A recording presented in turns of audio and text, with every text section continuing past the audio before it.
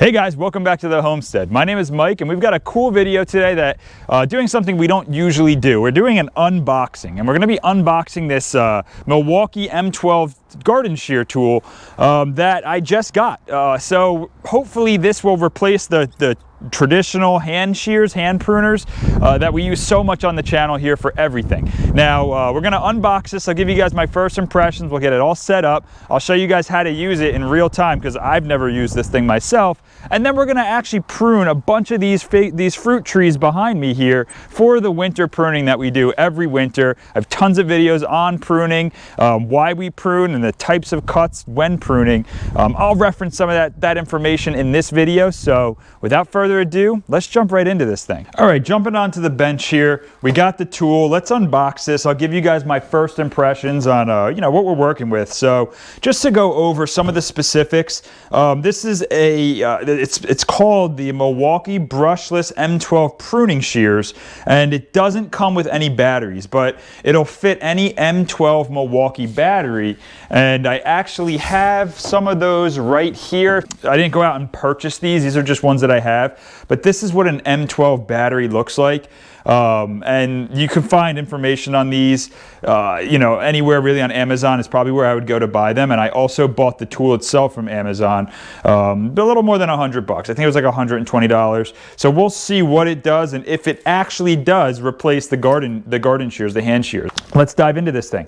So first impression, it's a Milwaukee tool, so it's got its general Milwaukee boxing, and that's always nice. They do a good job to make sure it gets to you undamaged, which is the point of boxing, right?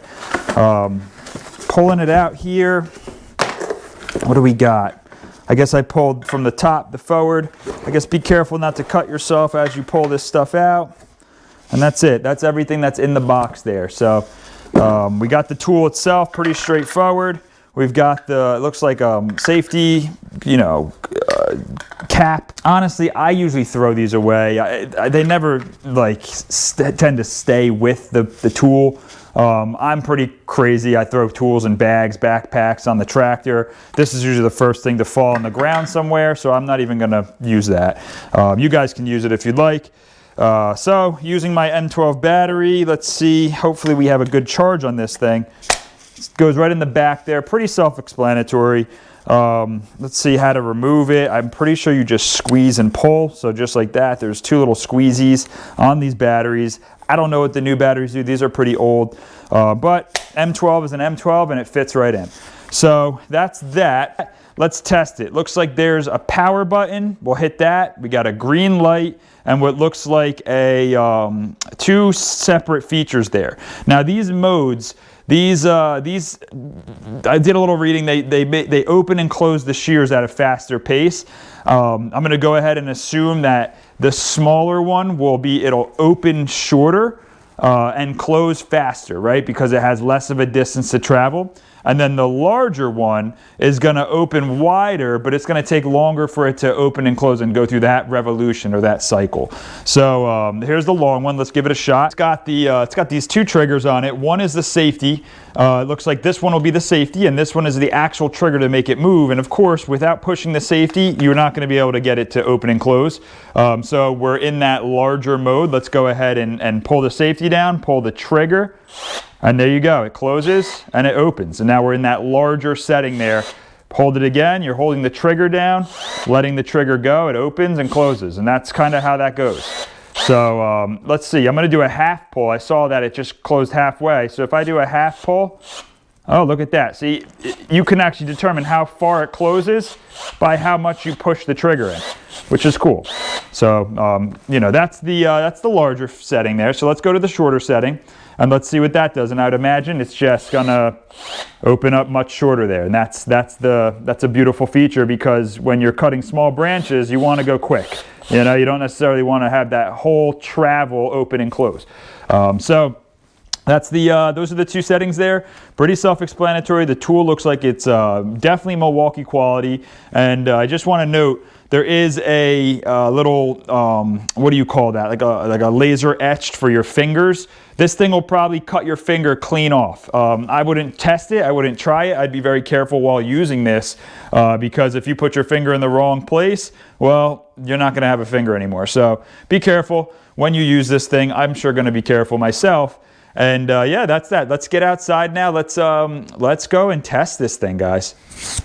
All right, so throwing you guys on the first-person view here. Let's go ahead and test this. So standing back, we're looking at this peach tree.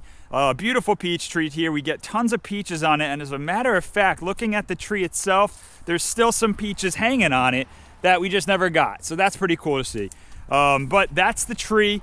It needs to be brought down. It's very tall. There's a lot of growth that came from this year, and you could actually see the difference. Like, this is last year's growth. This is this year's growth. And man, some of these are big. This is like a 1 inch, maybe 3/4 of an inch diameter on some of this 1 year growth. This tree does really well. So we're gonna basically bring it down. I wanna bring it back to that 6 foot height, and there's a lot of pruning to do. So let's not waste any time. I'm gonna set this thing in the larger mode because we got some big growth to cut. Let's see how it does.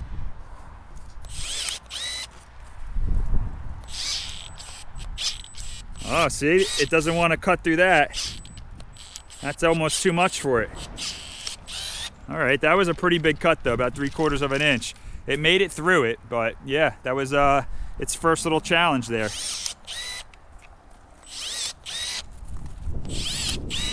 This is a good opportunity to explain what I'm doing. I'm really just trying to clean up the tree. I'm leaving branches that are gonna grow out, and I'm taking branches away that are growing toward the middle. We're doing what's called heading cuts and thinning cuts. Now, a thinning cut is when you take the branch clean off completely. So a good example of that is, let's just take this branch. We cut the branch right off completely. That's a thinning cut. A heading cut is when you find a branch you want to keep, like this, for example. We like that this one is growing outward. We're just going to thin the top of that, and we're going to take a heading cut and cut the head off of it. So we basically just cut the head off that branch. That's a heading cut. Heading cut, another example, is just cutting the head off of a branch we want to keep and allow to continue to grow. So far, first impressions, it's not bad. I like it. I like this tool. So let's start working. Now, another thing to note is the buds. So you want to, let's just say we're doing a heading cut. In this case, we're going to do a heading cut. If we were to take this branch and leave this bud here, so by cutting it there, this bud's going to be the leading head on this branch, and it's going to grow this way, right? The bud is facing this way. It's going to come out this way. We don't want that. We want our growth to grow up and out. So we would select a bud that's going to grow in the right direction for us. Ideally, a bud on the top. So feeling the branch, I don't know if you guys can see it. There's a bud right there, and it's growing up and out. So we're going to take it just above that bud, and that's a good heading cut. And again, it's at that 6 foot height, maybe a little taller than 6 foot, and that's what we want, so that we have fruit that grows right at this height where we can then grab it and eat it.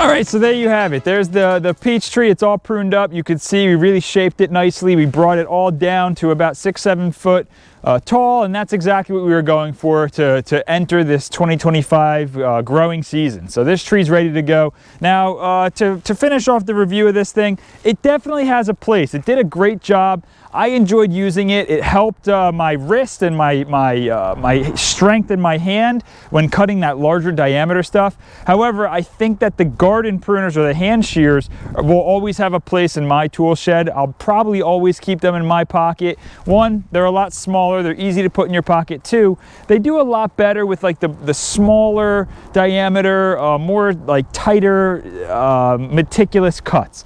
This is kind of cumbersome, especially when holding it over your head for a while. The thing isn't necessarily light, but it does a great job with that larger diameter wood, that 3/4 inch branch, where these you'd really have to struggle and fight to cut through.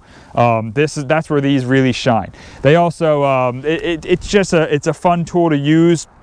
I really enjoyed it. It powers through that thicker stuff, and I think that's where it really shines. It doesn't necessarily shine in the smaller diameter stuff. It just does. It's overkill in my opinion. So with all that, guys, I hope you liked this video. I hope you enjoyed it. I hope you got something from it. Hit that thumbs up if you did like it. Consider subscribing if you want to see more from me, and if you want to see how this peach tree fares out in the garden season. I make videos all year on a variety of different topics, so come along for the journey. So with all of that, thanks for stopping by, and I will catch you guys in the next video. Final look of the Milwaukee brushless M12 garden shears. Have a nice day, guys.